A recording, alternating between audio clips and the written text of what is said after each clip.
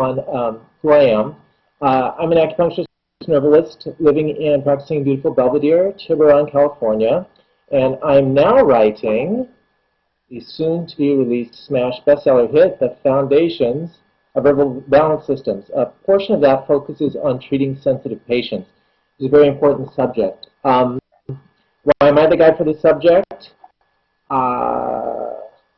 If I get all this right. Okay, my training background, I just want to give you this because I've been criticized in the past for not telling people who I am or really what I'm doing. So life experience, in my young years, I started learning about herbs and acupuncture when I was 8 years old, pretty young actually. I did that by studying Kung Fu back in the 70s. And back then the Kung Fu Sifu's were really the only people who in the US who knew anything about TCM openly outside of the Chinese community. So I started my studies back then, which was largely focused on herbs and hip medicine. Plus, believe it or not, my father was actually an alchemist, and my parents were some of the original organic gardeners, so I learned a lot about herbs and working with herbs in that way. I also traveled starting when I was fairly young. I started traveling when I was 16, starting off my travels in Sri Lanka, and I went to Central, North, and South America, also Taiwan, to find and work with indigenous healers, herbalists, and shamans. And I did that whenever I had the opportunity to. School. I also went to school to learn about acupuncture and herbs. In the early to mid 80s, Dr. Chen at the San Francisco Acupuncture College was very strict about herbs. I was one of his students, and he drilled his students really without mercy until we achieved at least a basic knowledge and understanding of what was going on with the herbs. So he really taught me how to respect the power of Chinese herbs. So I really want to thank Dr. Chen right off the bat. Also, my primary herb teacher always has been Dr. Yak-Hee Lai, and he was originally at ACTCM. I'm wondering if any of you guys know Dr. Lai's name, because really you should. And the reason why is you should probably also have a place for him in your family altar, because he is the person who started the first school of traditional Chinese medicine in the U.S. Dr. Lai, he was also very strict, but he was also a very brilliant and creative herbalist. And I was very lucky to study with him, study under him. And he really taught me how to be very creative and flexible with the principles of Chinese medicine, especially Chinese herbology. So beyond all others, it was really Dr. Lai who trained me and gave me the right kind of attitude, how to use the Chinese herbs from the beginning of my professional practice in order to build my reputation as an herbal practitioner. That's really how I got going. Clinically, I've got over 27 years of direct clinical experience and still counting at this point. I got known to be the herb guy when I was still in school at ACTCM, and I was writing and fulfilling formulas for the community in San Francisco for a long time, even before I was practiced to licensed acupuncture. So that led me to start practicing acupuncture from the minute I got my license, and I've been building and growing my practice ever since then. My current clientele here in Belvedere, Tiburon, is about a third local people from here. Third, people from the greater San Francisco Bay Area region, and third, people from all around the world actually come to see me to do different specialty work. So that's about me.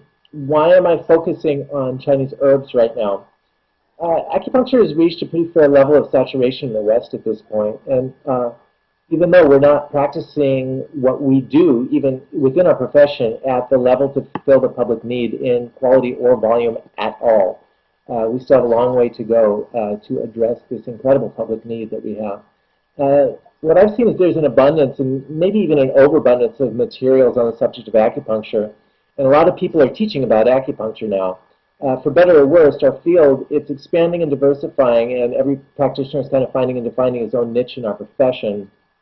When I say for worse, what I mean is that the isolation of our practice sometimes it can allow some people to go off onto their own out into the wilderness a little bit, and they miss out on a lot of what they could have learned if they stayed in touch with other practitioners. So I think it's a good idea to do that if you have an opportunity.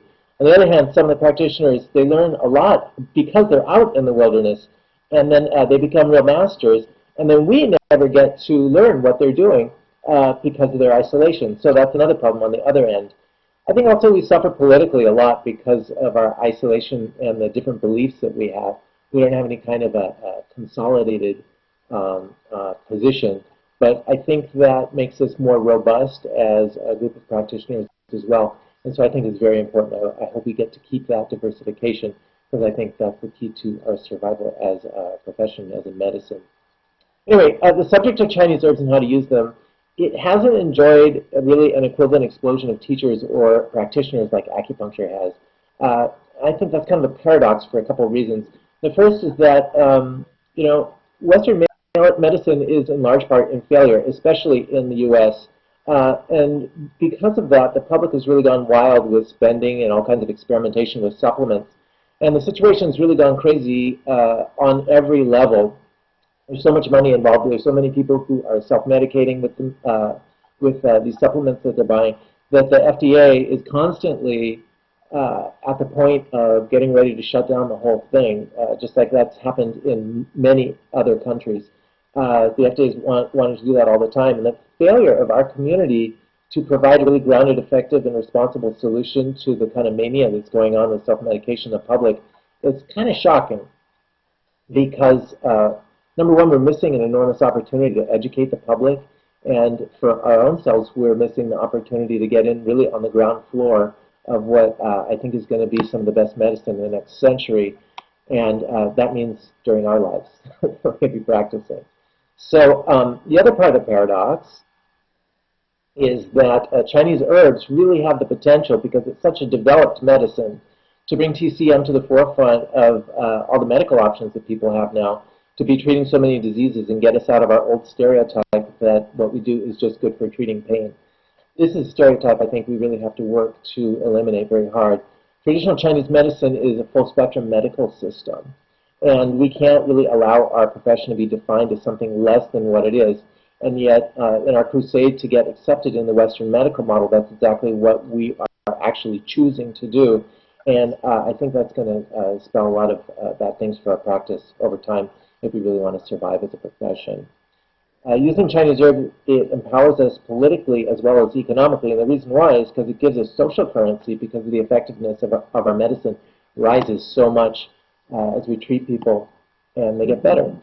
And so I think we need to use herbs, as a way to help our profession. And of course, we're going to do that by helping the people much more than we're able to with acupuncture alone. As much respect as I do have for acupuncture, the herbs can really take us to a whole other level of very serious medicine. So for all these reasons and a lot more, I'm focusing on teaching about herbs right now. And my intention is to do what I can to fill the void in our profession around herbs, and also to help to fulfill that public need, so that we can fill it with as much chi and creative resources as possible. We have a lot of resources available. So for now, our discussion is going to be about herbs, not about acupuncture. But my understanding is that, and my assumption is that you're going to be giving your patients herbs in the context of giving them acupuncture. And that's an important thing because the context that you give the herbs in is critical. So, moving along, why are sensitive patients so important to treat? They have very few medical alternatives because many other medicines don't have the ability to work within the limits of what they can handle. So that's an important thing to keep in mind. Other forms of medicine oftentimes make sensitive people catastrophically worse, not better, and that drives them deeper into suffering. We have the ability, as acupuncturists and herbalists, to treat sensitive people if we apply what we do with a sensitive hand. So that's a very important point that I'll come to again and again, both now and on our weekend class. Sensitive patients can teach you so many things on so many levels. If you can treat them, you're going to be doing a good thing, and you're going to learn a lot, and you're really going to gain a lot of mastery in Chinese medicine. So it's to your advantage to pay attention to sensitive people and learn from them. Most of all, if you can treat sensitive patients, you can treat anybody. And sensitive people are the people really that have historically helped us to develop what we do. If you think of all the things that we have in acupuncture physiology, the herbs, all this was developed by people who are incredibly sensitive, and either directly themselves and or people who were observing their patients and the kind of feedback that sensitive patients gave to the practitioners as they were getting treated. So sensitive people are actually critical to the development of our art. So let's continue to treat them and continue listening to them. It's very, very important.